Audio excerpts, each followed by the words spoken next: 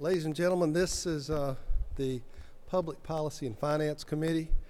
As before we get started here, of course, the whole purpose of this meeting today is to try to get a bill to get some broadband to the farther reaches of our state. We've got to move. The thing that some of us are going to leave and go home to our grandchildren, and they've got broadband there, and some of them don't. And I certainly hope this moves us closer to getting that to all the reaches of the state, not to mention the economic development that's there. So with that, Mr. Chairman, I will turn it over to you to explain this new bill of the substitute to Senate Bill 402. Thank you, Mr. Chairman.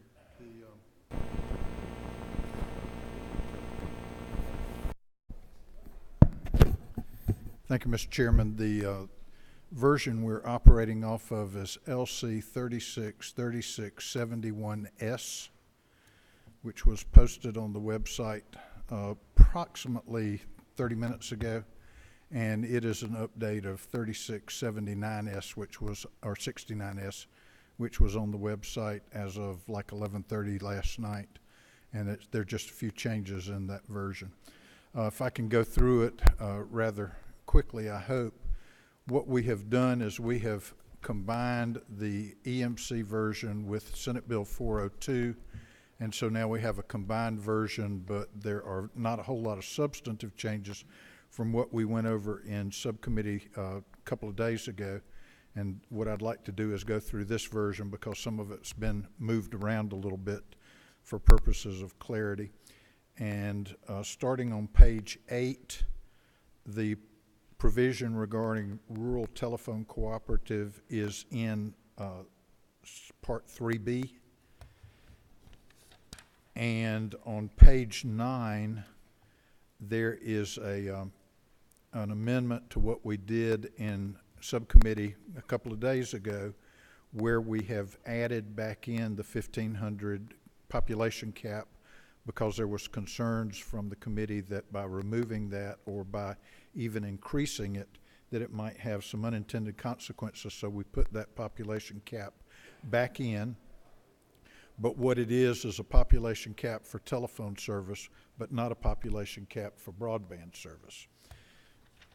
And on page 10, starting with line 330, there is a provision that's been added to make sure that the Universal Access Fund is not tapped to provide broadband service, because it is in the code now for providing or subsidizing telephone service in rural areas. And by giving these co-ops the ability to do broadband, we didn't want to tax that fund, which we didn't think it did it, but this just overtly states that it cannot be used to subsidize broadband service. And so those are pretty much the changes to the rural telephone service that were made after the comments we received in subcommittee on Tuesday.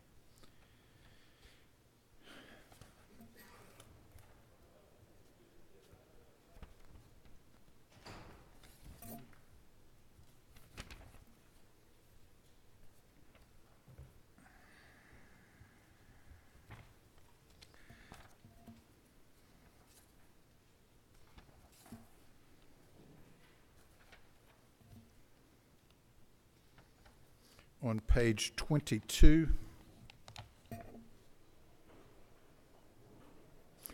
line 727, as you'll recall, we were talking the other day about whether we would have continuing jurisdiction over a grant program after the construction was complete, and we wanted to make sure that the saturation, that the level of service, and all of those things, the 25.3, that all of those things were continued.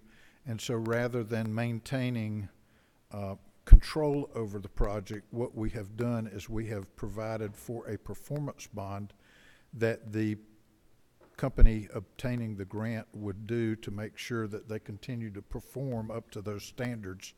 And so the definition of performance bond is starting with line 727. And then later on, we have a provision for the posting of the bond in conjunction with the grant application. 745 on that same page, we made the changes to unserved area. And I think at this point in time, I would want to recognize Representative Martin, who has brought an issue to my attention. But before, if you'll recall, we had unserved area was any geographic area. It could be a county, it could be municipality, or anything else, including a census tract that DCA may designate. We changed at the request of the committee and said it would be a census tract or a group of census tracts or a combination of census tracts. And Representative or Chairman Martin brought to my attention that that may need to be tightened up a little bit. And so I'd like to recognize him to just bring that point forward.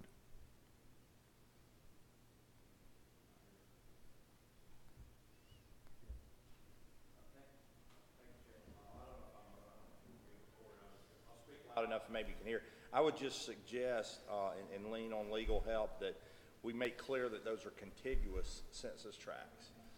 The way it reads now, I don't think that was the gentleman's intent, but you could take census tracts in a highly populated area and then go grab some census tracts in the Okefenokee Swamp and say that a very dense city is not served properly. So I think at minimum maybe you would read a group of contiguous census tracts or a combination of contiguous census tracts. And I'll accept that as a friendly amendment.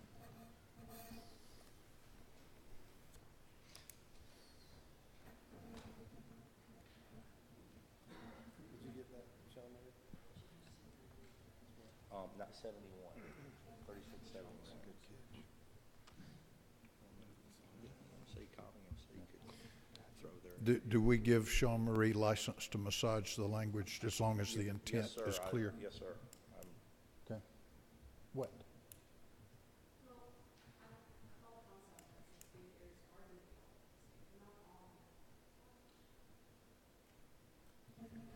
The intent here is when we talk about an unserved area, we don't want to be able to say, I picked a census tract here, I picked a census tract here, and I picked a census tract here. It needs to be a geographic area that's identifiable, so yes, it would need to be contiguous.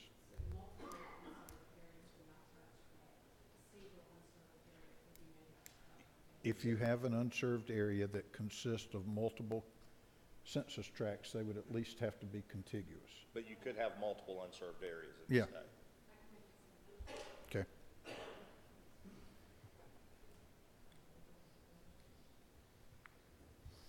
And thank you for that suggestion.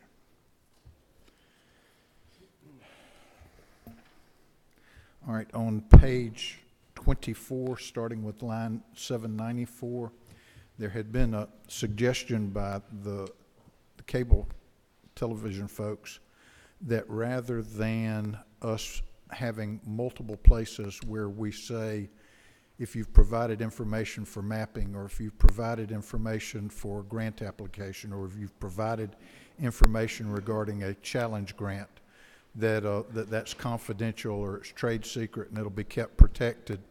And the industry suggested that we just define it and then say anytime that they're requested to give information that it's protected, and then just deal with it one time to make sure that we don't misconstrue or that we don't miss something. And so that's what line 794 to 806 does. It has one central location and provides all information provided will be considered proprietary and a trade secret and confidential and not subject to disclosure.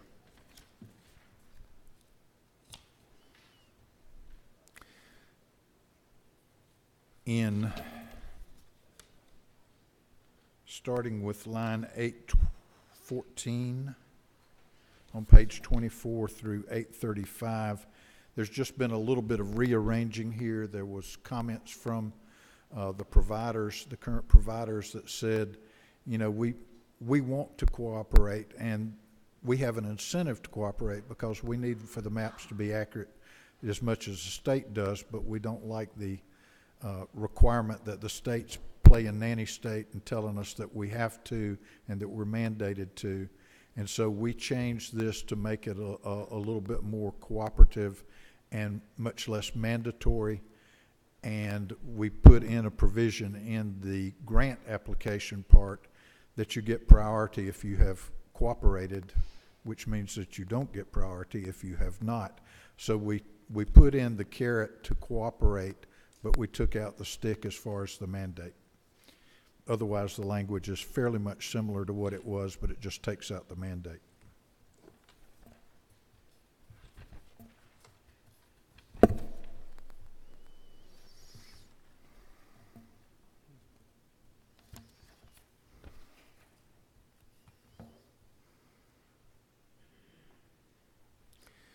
At the request of, I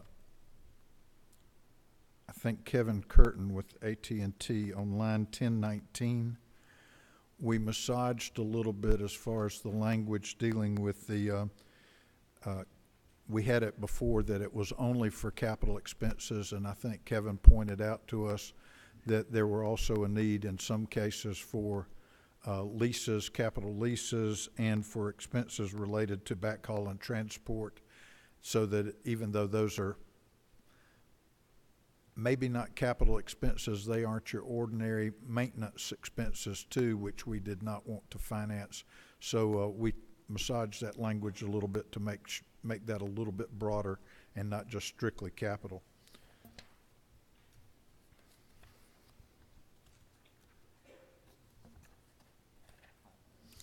On line 1088 is where we added the requirement in the grant application to provide a performance bond.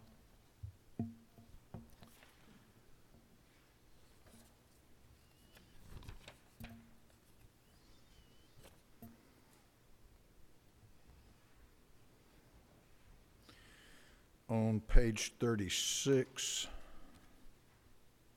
starting with line 1216, if you'll recall, in the House version of this bill, the EMCs had offered to provide FCC rates on poles in unserved areas, and there had been a provision in the Senate version that had addressed the issue of if EMCs go into a served area and compete with an existing provider, that then the EMCs would have to, in that area where they're competing, have to allow the FCC rate in that served area. And so the providers wanted that provision preserved, and so it's preserved starting with line 1216.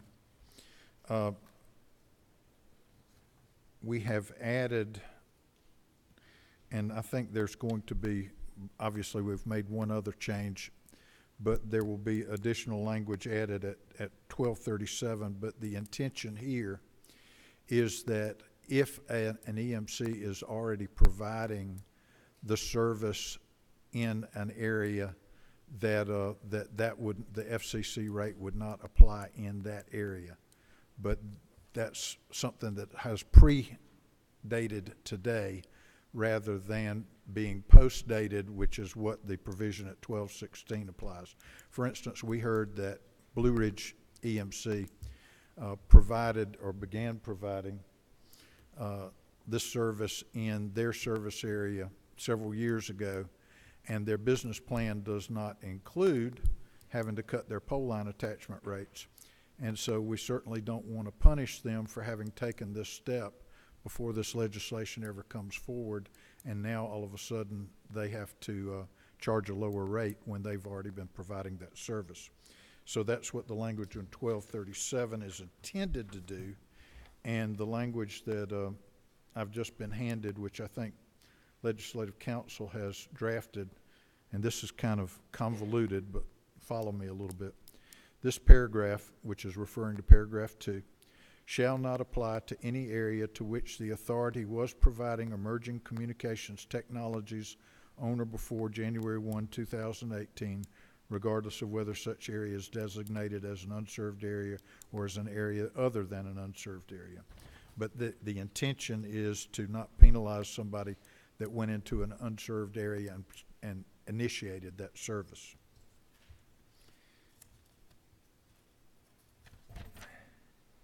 And I think those are all of the changes that we discussed in subcommittee on Tuesday, together with the things that have arisen since then. I will also mention that there have been some discussion with some of the providers, and I've stressed to them that at this late date, we need this thing to move forward, and that the process will be is that this will come out of subcommittee, and if it comes out of subcommittee today, it will go to full committee on Monday morning, and then that will give us a chance to maybe get on the rules calendar for Monday or later. And if it passes out of the House, then it will then go back to the Senate. So there's approximately a week to 10 days that if there are some additional changes that need to be made, that then could be added as a Senate amendment on the Senate side once it gets there. But that at this late stage, to try to deal with white space spectrum and massage further the definition of unassigned areas is probably something that we don't want to hold up the bill for, but I'm not saying that I'm not open to those kinds of discussions. So, Mr. Chairman, with that, we would open it up to any kind of questions. Who is number 19? Is that? Okay. Ladies and gentlemen, we have two people signed up that are going to bring us something new that we haven't talked about, and that's what we're going to hear today since we've gone over this thing quite a bit. Jeff McCord, are you here? Yes, sir. And while you're coming up, Jeff? Covered this, just along that underserved, we're going to still work on that relative to either the definition or the pole attachment rates there. Proportion, you're willing to talk that you may not want to change it, but that's what you were talking about. You would look into that area, but not hold it up for Unless there is a word or something that we need to change, because we will have a new substitute that deals with the contiguous, and which will further modify the business about the EMCs getting into served areas. Yeah, I was just thinking something along the So- proportionate share of that. Yes, sir. I'll But those will be ready for full committee on Monday. But anything else that you want to do other than to change a word here or there, certainly you're willing. You can work with Senator Gooch, you can work with me, but it's going to have to be amended on the Senate side. Jeff, pull that microphone down, and you have the floor. Thank you, Mr. Chairman, members of the committee. We certainly appreciate the opportunity to come and speak to you today. We know that there's been, my name is Jeff McCord. I'm the Director of Government Relations for the Georgia Technology Authority, and I brought our subject matter expert, Bill Price, was the original director of the state broadband office under the stimulus program. From 2009 or 2010 to 2015 originally. And we have retained Bill under other capacities, but he still retains his status as our subject matter expert on broadband. We know that there has been a lot of discussion about which agency would be sort of the umbrella agency, the lead agency for this, and in this final version that we're looking at today, we see that GTA is included back in here. And based on that, we just had a couple of observations for you and a couple of suggestions.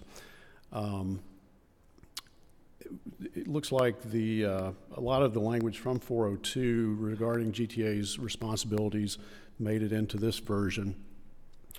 And that includes creating a broadband plan for the state, which we're certainly happy to do.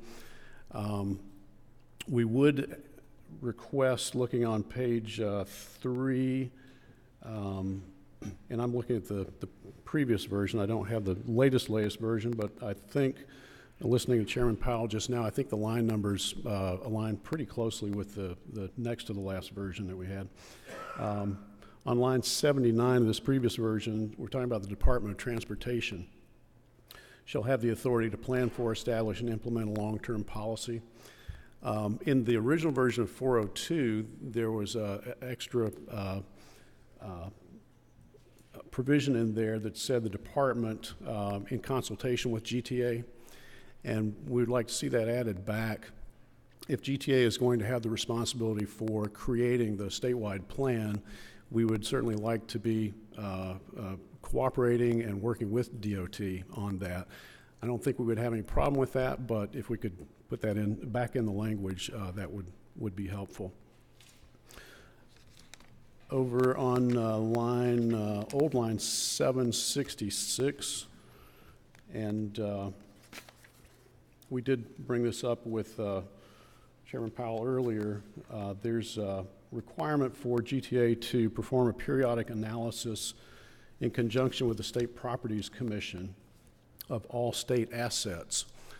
We asked Bill to look at what that would mean from a objective viewpoint, and in talking with Chairman Powell, we may have misunderstood exactly what this is, but we're interpreting that as written, that GTA would go out and, working with State Properties Commission, do a survey of all state assets, which would include buildings, towers, in every community, which we don't know exactly how many facilities that is. It's probably in excess of, I don't know, 10,000, 15,000. We don't know exactly.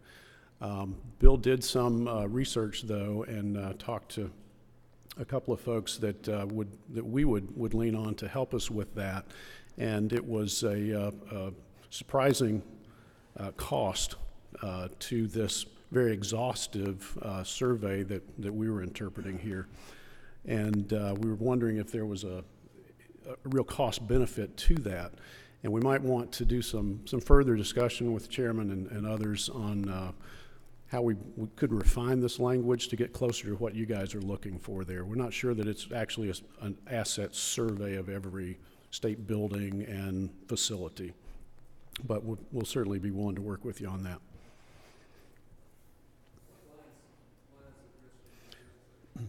That was, in the old version, it was around line 766, 767. It was number 4, a periodic analysis performed in conjunction with. See that?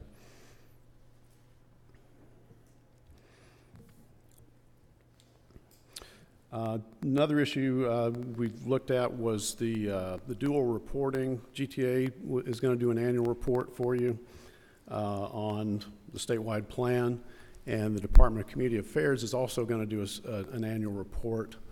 We can certainly work with DCA and combine those two, but we just wanted to ensure that there was not an expectation of 2 separate reports that might not be coordinated there. And that the report for GTA was around line 775.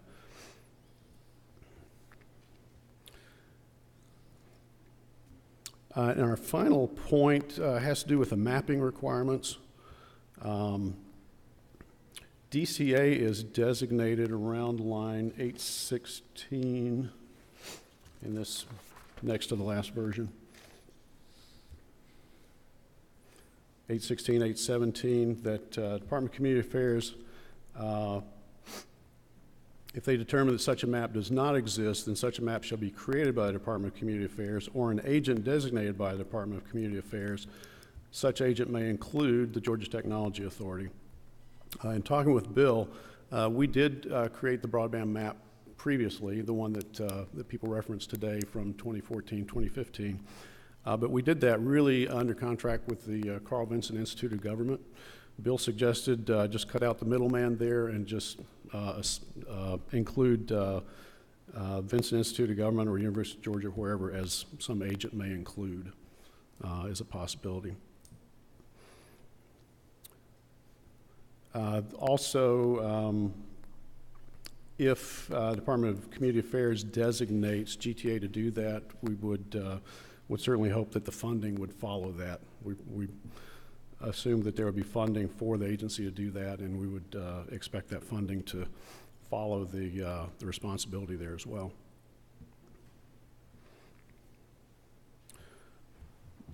Final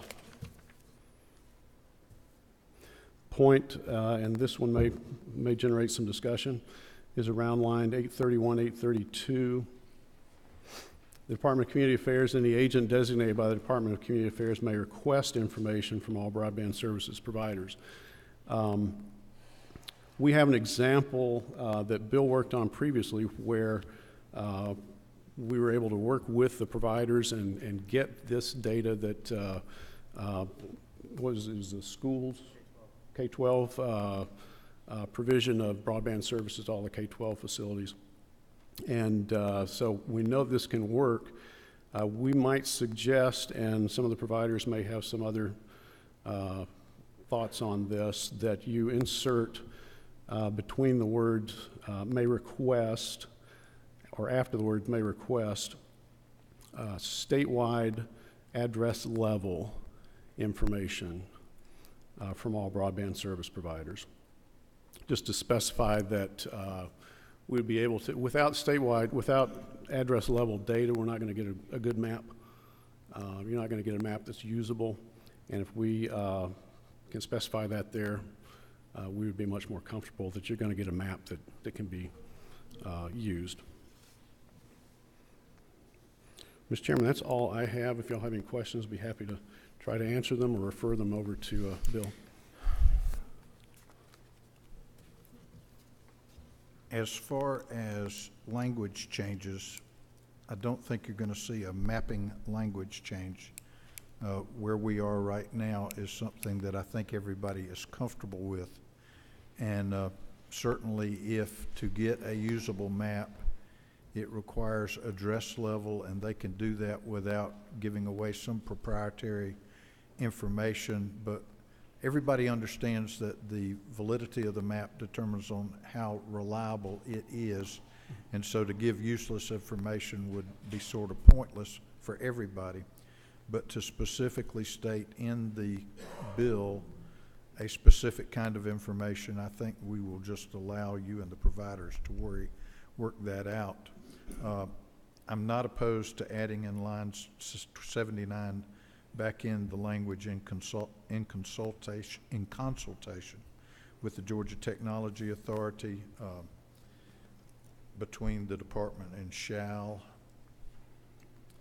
And I'm not opposed in the requirement for GTA and DCA to give reports to the governor and the General Assembly, that if they decide that they can do that in a joint format rather than having to have multiple reports. So if I don't know that the code precludes that now, but if you would feel more comfortable with that, I don't have a problem with adding that to the code. As far as saying the money follows the service, I think that goes without saying. And if DCA designates you as their agent to create the map, and you say, I want some money, and they say no, then you just refuse the agency. Is the way that works. But so I don't know that I really want to put that in the code. That's something that with any designation of an agent, you're going to have to negotiate that. Sure. Okay. Mr. Chairman, thank you very much. We certainly appreciate the opportunity to come today. We appreciate the committee's hard work, Chairman Powell's hard work. This is a big lift. We think it's important, and we certainly support moving ahead. Thank you much.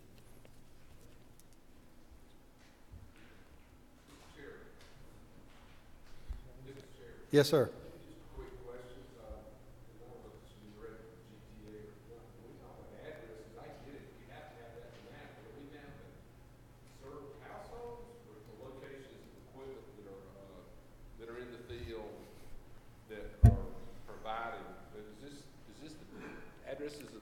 Business equipment that's providing the broad stream services, or the address of the folks receiving? You know, what the codes, or what the bill says, is you're dealing with locations and determining whether an area is served or unserved. And so locations can be, and it's defined in this bill, but it can be business or commercial or residential, but you're talking about physical locations. And if you talk to the people at the 911 center, they've already got GPS addresses. The question is going to be whether those are served or unserved areas. But I think through the 911 centers, we can find out the locations because they've got that just about on every 911 map, and they're by digital too. So I think that probably what's going to happen is that the FCC map, enhanced by whatever other information that GTA can come up with through 911 or the local communities and the providers, and then once you find out the locations, then you circulate them to the providers and say, tell us which of these locations are served. And then you come up with that data, because if the companies do not cooperate to designate whether that location is served or unserved, then what's going to happen is that it's going to be designated as unserved, which means that it's open for a grant.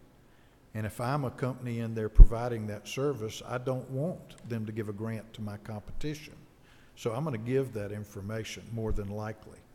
And there's a challenge process in here that once the map comes out, and if it designates an area as served or unserved, and a company disagrees with that, they can challenge it and provide the data that they think indicates that it's incorrect.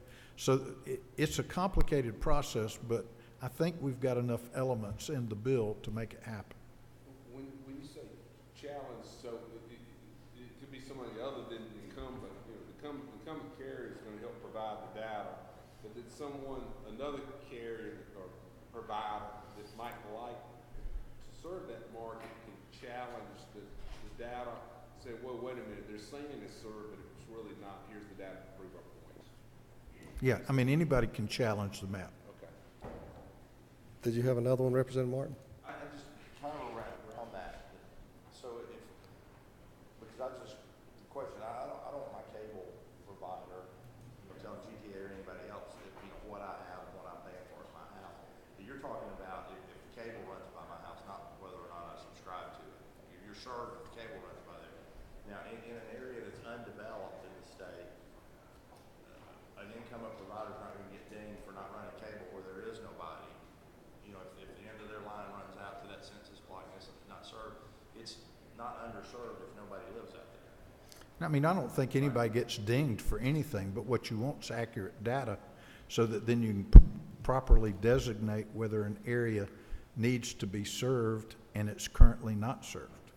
I guess, I don't want to, I know everybody's ready to serve the academic, but I guess what I'm getting at is if you have a city that's served, in an area, and then there's a rural area out beside it, if somebody draws in that area into the thing, they could say that's 20% of what the city's 80%, but that's unserved. Well, it's unserved because nobody lives there right now, or only one or two people live out there.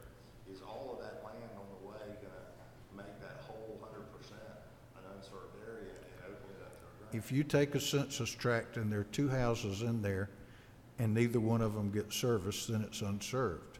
If you got 10 houses in there and 3 of them are served, then you've got 30% that are served and 70% are unserved. And so that defines 20% or more unserved designates something as unserved.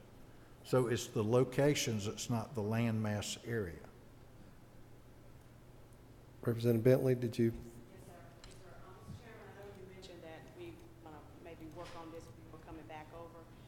Would you be willing to consider, it's been brought to my attention that the language in lines 1077 could very well drive companies away from using the grant that's listed in line 1077. Wait a minute. Would you be willing to consider possibly later? Whoa, Use your mic. Let me get there. I got you turned on if you want your mic. I can speak in here now? Oh, yeah, Okay. there we go. Thank you. I was just referencing the language in lines 1077 of the bill. I know that Mr. Chairman had mentioned right now we're just trying to move the bill along with further conversation. Would you be willing to consider? I'm not sure I understand your question. Now that I Okay. found the section Right. that you're referring to, ask your question. So the question is, why do we need to have specific criteria in the bill for providers that could regulate broadband? Is that something that we should leave up to the department to handle? Because it's my understanding that some companies may feel this will drive them away from using the grant that's listed in language of line I do. 1077. 1077? Right. Maybe an old version.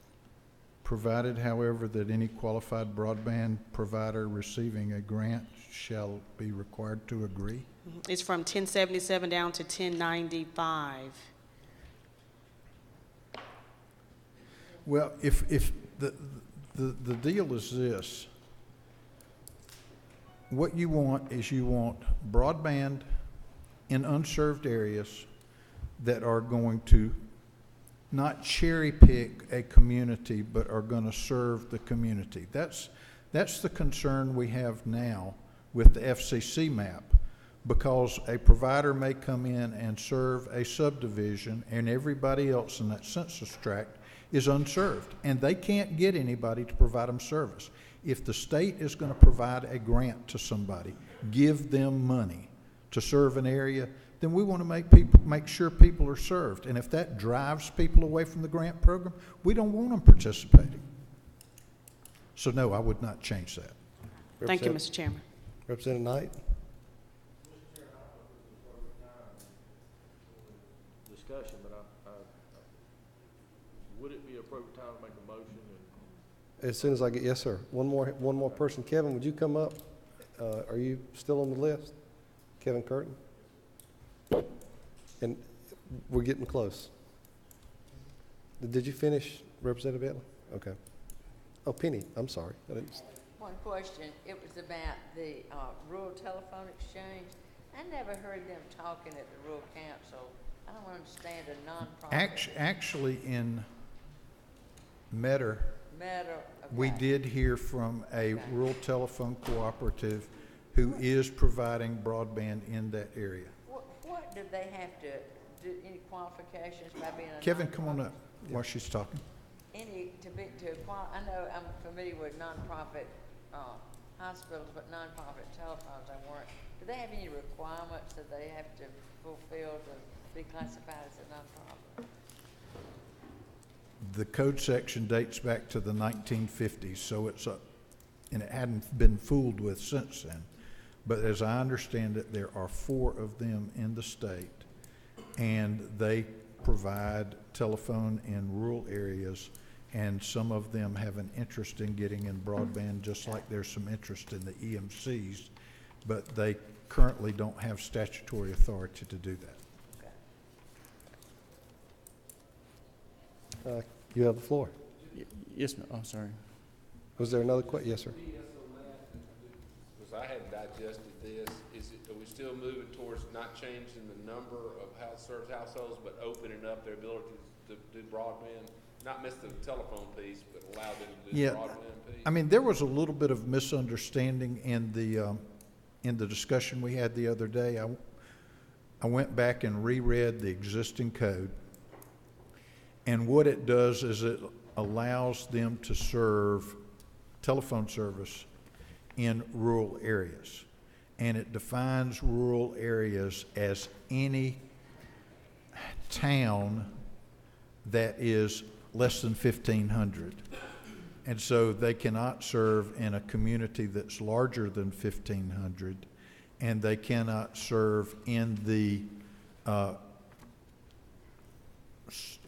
community around that town if it's populated. So it's the town that's larger than 1,500 and the confines, populated confines around that town. So there wasn't like that they have an assigned territory or anything else. They are limited to rural areas, and rural is defined as any community that, or town that is less than 1,500, and they can't serve in around an area that's larger than 1,500. So they can serve pretty much anywhere in the state based on that definition, as long as it's not a populated area. And what we did is we left those alone, but we did allow them to get in broadband without a population cap, so to speak. And then we provided that there's no way that they can use that access to broadband to access the Universal Access Fund. Kevin Curtin. you have- Mr. Chairman, thank you very much. Thank you to Chairman Powell. We submitted some comments after the hearing the other day, and we appreciate his inclusion of several of our suggestions to make the bill better, so we appreciate that very much. And I'm not going to bring up anything I brought up the other day. I'm just going to talk about one issue that we caught this morning, reviewing the new sub, that I think needs to be rectified, and it can be fairly simply, I think, on lines 348 through 354. And I think it was inadvertent, quite frankly. But when this language was changed to include emerging communication technologies, and it guarantees interconnection, and what interconnection is when one telephone company transfers calls back and forth between each other. If this bill were to pass the way it's written, rural telephone co-ops would be the only ones in state law that would guarantee interconnect between IP services, and I don't think that was your intention. So I have some language which I will send to you after the meeting, which would clarify that they still have to follow the federal law on interconnection for IP services. So that's the only thing that I wanted to bring to your attention. It's a real inside technical issue. I apologize. Yeah, I'm not sure that I heard as fast as you talked. But, Yeah, I'm sorry. Interconnection is when two phone companies or telecommunications companies transfer traffic between one another. So if my customer originates the call, hands the call off to another company to terminate the call at your house because you live in a different area than I do. Today, that's called interconnection. IP interconnection, which is Internet Protocol interconnection, is governed by federal law, and there is no guaranteed right to interconnect. Those are private agreements that have to be negotiated between two carriers. So because you used emerging communication technologies, and that's defined including IP services, this would give rural co-ops more power to guarantee interconnect than any other telecommunications company have. I think it was inadvertent with the way it was drawn up, but I do have some language which would fix that problem. And that's all I wanted to point out to you. okay. Thank you. Good. Is there a general mood of the committee with the recommendations that were given to Ledge Council to move this forward, continue the conversation in full committee? And if that is the case, I will accept a motion to that regard. Got a motion? Is there a second? Got a second. All those in favor of? All right, let me clarify what the motion is. The motion is to do pass 3671, add and have a substitute that's presented to committee that has the contiguous requirement, that has the new language regarding the EMCs in served areas, which the Legislative Council's already furnished and which I read. Adding in consultation with the Georgia Technology Authority, which replaces the original Senate language in dealing with the Georgia Department of Transportation, and in allowing GTA and DCA to submit joint reports rather than separate reports to the General Assembly and the governor. And if deemed appropriate, to change that language that Kevin Curtin mentioned. I think that's all of them. Mr. Chairman, I so amend my motion with additional latitude to the chairman to catch any other moving parts as we move this process forward of providing greater access to broadband services in rural Georgia. Okay. And we have a second. Is there further discussion on the motion? If not, all those in favor will say aye. All those opposed, we shall go home. We adjourn. All right, you will get a notice if you have not already that we will have a full committee meeting on Monday morning, and which is one of the reasons why session's not starting till 11 rather than 10. Now, we would have that anyway to allow us to get a new version, and we'll post it online as soon as we get it so that you'll have a chance to look at it. 8 o'clock, I think. Did we do 8? All right, hey, listen, we will set the time. If rules has been set at 10, we will do full committee at 9.